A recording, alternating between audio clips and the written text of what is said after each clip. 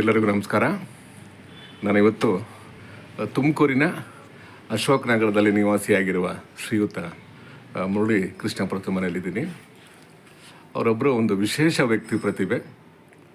ಕನ್ನಡ ಸಾಹಿತ್ಯದಲ್ಲಿ ಅಗಾಧ ಪಾಂಡಿತ್ಯವನ್ನು ಪಡೆದಿರುವಂಥವರು ಮತ್ತು ಕನ್ನಡದ ವಿವೇಕವನ್ನು ಸಾದೃಶ್ಯಗೊಳಿಸುತ್ತಿರುವ ಒಂದು ನೆಲಮೂಲದ ಸಂವೇದನೆಯ ಒಂದು ಅನನ್ಯ ಪ್ರತಿಭೆ ಮತ್ತು ಪ್ರಾಚೀನ ಕಾವ್ಯಗಳ ಪ್ರವಚನಕಾರರೆಂದೇ ಅನುಮಥನಾಮದಿಂದ ಗುರುತಿಸಿಕೊಂಡಿರುವ ಮುರಳಿ ಕೃಷ್ಣಪ್ಪನವರು ತೋಂಡಿ ಪರಂಪರೆಯ ಒಂದು ಅಪೂರ್ವ ನಿಧಿ ಮತ್ತು ಕರ್ನಾಟಕದ ಆಸ್ತಿ ಅಂತಲೇ ಹೇಳಿದರೆ ತಪ್ಪಲಾರದು. ಈಗ ಅವರು ಈಚನೂರು ಇಸ್ಮಾಯಿಲ್ ಬರೆದಿರುವ 5 ಕವನ ಸಂಕಲನಗಳ 100 ವಾಕ್ಯಗಳ ಹಸ್ತಪ್ರತಿಯನ್ನು ಬಿಡುಗಡೆ ಮಾಡ್ತಾರೆ.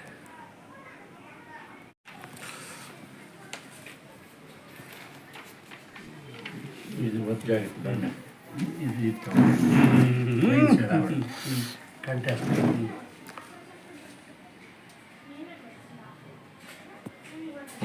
ಸರ್ ಒಂದೆರಡು ಮಾತು ಸರ್.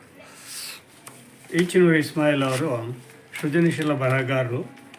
ಅವರು ಬರೆದಂಥ 5 ಲೇಖನಗಳು 100 ವಾಕ್ಯಗಳ 5 ಕವನ ಸಂಕಲನಗಳನ್ನ ಇವತ್ತು ಬಹಳ ಸಂತೋಷವಾಗಿ ಬಿಡುಗಡೆ ಮಾಡ್ತಾ ಇದ್ದೇನೆ. ಒಂದು, ಬರೆಯಬೇಕೆಂದು ಕುಳಿತರೆ ಏನು ಬರೆಯಲಿ. ಎರಡನೇದು, ಶೂನ್ಯದಲ್ಲಿ ಅನುಸಂಧಾನ ಮಾಡ್ತಕ್ಕಂಥದ್ದು. ಅದು ಇವರೊಬ್ಬರಿಗೆ ಗೊತ್ತು, ಈಚನೂರು ಇಸ್ಮಾಯಿಲ್ ಅವರಿಗೆ. ಶೂನ್ಯದಲ್ಲಿ ಅನುಸಂಧಾನ ಮಾಡ್ತಕ್ಕಂಥದ್ದು. ಅನುಸಂಧಾನ ಅಂದ್ರೆ ಒಂದರೊಡನೆ ಇನ್ನೊಂದನ್ನ ಹೋಲಿಕೆ ಮಾಡ್ತಕ್ಕಂಥದ್ದು, ಅದು ಅನುಸಂಧಾನ. ಖಂಡಿತ ಅದನ್ನ ಮಾಡ್ತಕ್ಕಂಥದ್ದು. ಸಮುದ್ರ ಮತ್ತು ನಾನು, ಇದು ಇನ್ನೊಂದು. ಸಮುದ್ರ ಅಂದ್ರೆ ಗಂಭೀರವಾದಂತ ವಸ್ತು ಸಮುದ್ರ. ಆ ಗಂಭೀರತೆಗೆ ಇನ್ನೊಂದು ಹೆಸರು ಅಂದ್ರೆ ಸಮುದ್ರ. ಆ ಸಮುದ್ರ, ಅದರಲ್ಲಿ ನಾನು, ಅದೊಂದು ಕೂಡ ಇನ್ನೊಂದು ಕವನ ಸಂಕಲನ. 100 ವಾಕ್ಯಗಳು. ಇನ್ನೊಂದು ಕನ್ನಡಿ ಒಳಗೆ ಇಣುಕಿದಾಗ, ಕನ್ನಡಿ ಒಳಗೆ ಇಣುಕಿದಾಗ, ನನ್ನಂತೆ ನಾನು ಆದಾಗ, ಅದು ಒಂದು ಕವನ ಸಂಕಲನ. ಇನ್ನೊಂದು ಬಹಳ ಅದ್ಭುತವಾಗಿರ್ತಕ್ಕಂಥದ್ದು, ಮನುಷ್ಯನ ಸಂಬಂಧಗಳು ಮತ್ತು ಸೌಂದರ್ಯಶೀಲತೆ. ಮನುಷ್ಯ ಸಂಬಂಧಗಳು ಮತ್ತು ಸೌಂದರ್ಯಶೀಲತೆ.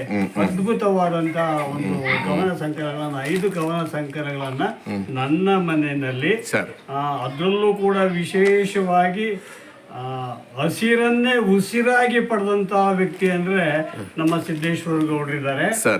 ಶಿಕ್ಷಕ ವೃತ್ತಿಯನ್ನ ಶಿಕ್ಷಕನಾಗೆ ನಾನು ಇರಬೇಕು ಅಂತ ಹೇಳ್ಬಿಟ್ಟು ಪ್ರತಿಜ್ಞೆ ಮಾಡಿ ದೀಕ್ಷೆ ತೊಟ್ಟು ಹಠ ತೊಟ್ಟು ಛಲ ಹೊತ್ತು ಬಂದಂತ ಚಂದ್ರಯ್ಯನವರಿದ್ದಾರೆ.